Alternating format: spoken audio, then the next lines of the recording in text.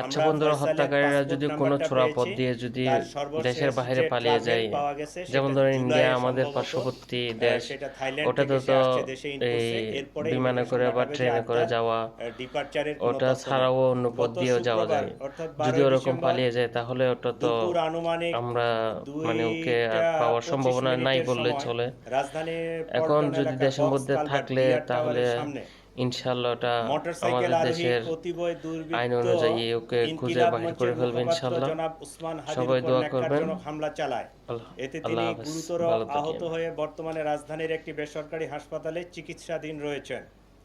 উক্ত ঘটনার পরপরই ঢাকা মেট্রোপলিটন পুলিশ হামলাকারীদের গ্রেফতারের জোর প্রচেষ্টা চালিয়ে যাচ্ছে। ঘটনাস্থলের সিসিটিভি ফুটেজ সংগ্রহ বিশ্লেষণ করে ইতিমধ্যে দুজন সন্দেহভাজন ব্যক্তিকে শনাক্ত করা হয়েছে। এরা হলো ফয়সাল করিম মাসুদ আর আরেকজন